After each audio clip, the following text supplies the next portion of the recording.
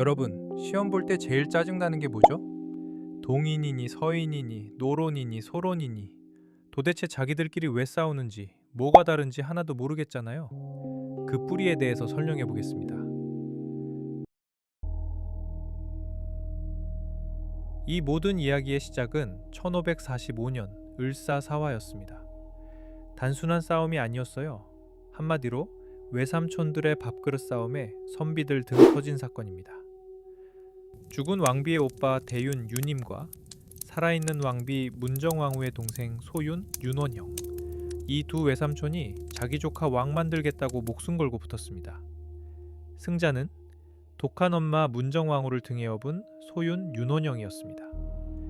이기고 끝냈으면 되는데 이 사람들이 잔인해요.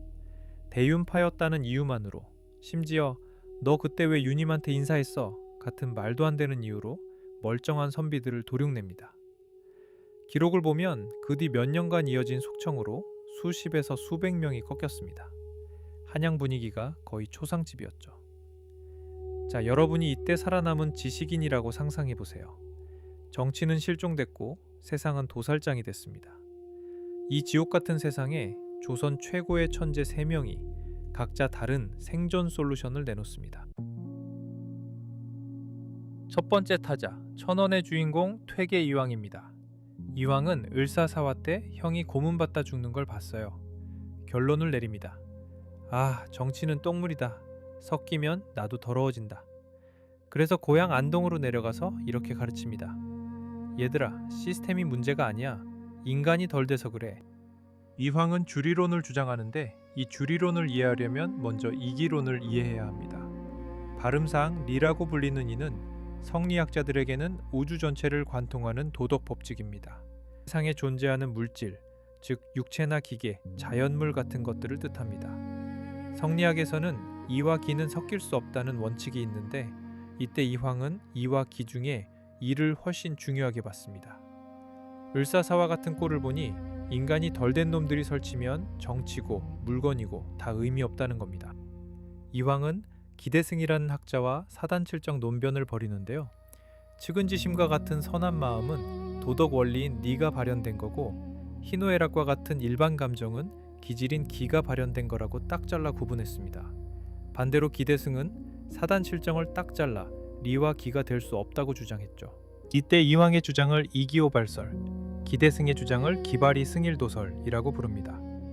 나중에 이이도 기바리승일도설이라는 표현을 쓰는데 둘은 약간 다릅니다.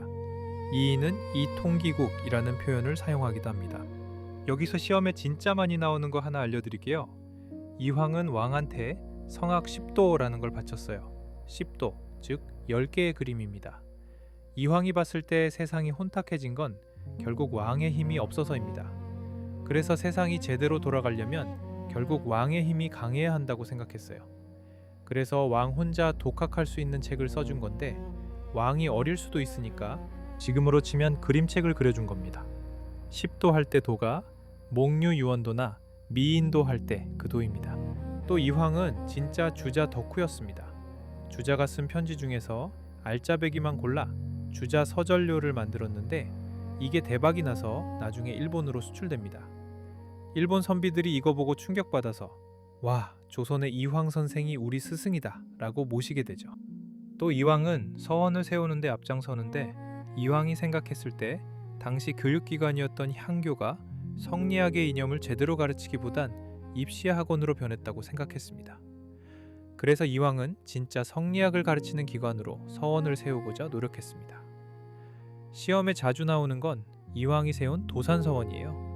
이황은 현재 경북 안동을 중심으로 활동했습니다. 이때는 경상도가 경상좌도, 경상우도 같은 형태로 구분돼 있었는데 경상우도에는 또 한성깔하는 인물이 있었습니다. 그 이름은 바로 남명조식입니다. 이분은 산속에 있었지만 조용히 책만 읽은 게 아닙니다.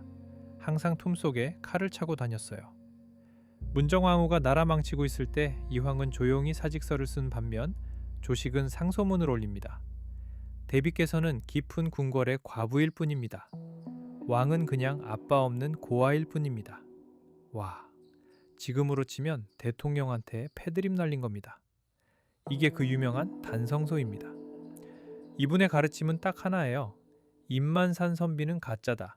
행동하지 않는 양심은 악이다.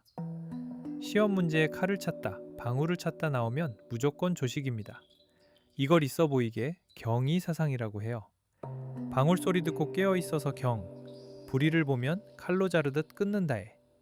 이게 나중에 의병장들이 목숨 걸고 싸운 정신력이 된 겁니다. 이 조식 선생님의 제자들이 북인이 되는데 특징은 행동력이 미쳤습니다.